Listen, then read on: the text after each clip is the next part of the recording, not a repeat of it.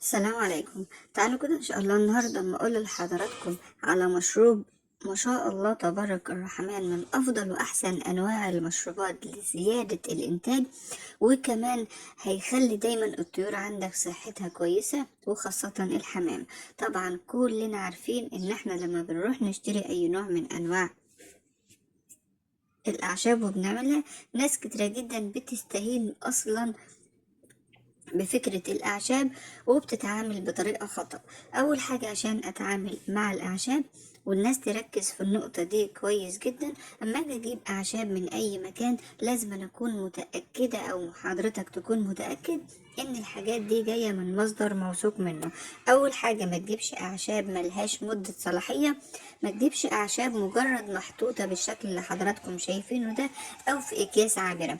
دلوقتي عاد في أماكن كتيرة جدا بتباع أي نوع من أنواع الأعشاب في حاجات مغلفة مكتوب عليها تاريخ الإنتاج وتاريخ الصلاحية.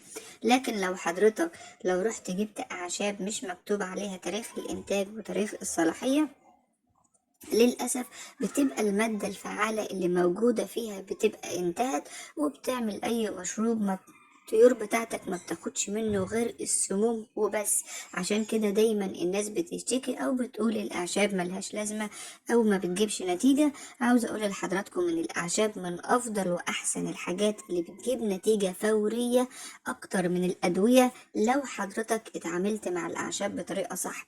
لو جبت الأعشاب طازة من أماكن مضمونة، لو جبت الأعشاب صالحة للاستخدام، بتبقى آمنة وكويسة جدا. ده أول حاجة.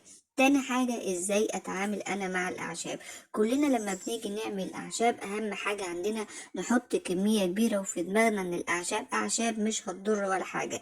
لا، كل حاجة لها نسب، وان تعدينا عن النسب ديت للأسف بتجيب أمراض أصلا للطيور بتاعتنا، زيها بالظبط زي الأدوية لما بتاخد جرعة دواء زيادة.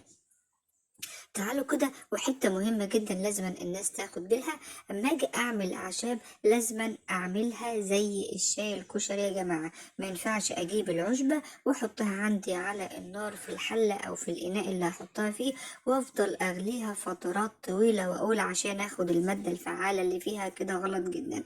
اول حاجة بجيب حلة او على حسب الكمية اللي موجودة عندي، وعلى كل رتل مية ما يعادلها معلقة من معلقة الشاي الصغيرة بحط لها نوع العشبة اللي انا بحطها. والنهاردة عندي حبة البركة مع المرمرية، حط حوالي عن 3 رتل من المية زي ما حضراتكم شايفين. لكل رتل مية حطاله نص معلقة صغيرة من حبة البركة ومعاه نص معلقة من المرمرية، وحطيتهم أول ما المية غلت زي ما حضراتكم شايفين رحت حاطة العشبة بتاعتي ومغطية عليها، والحتة دي مهمة جدا.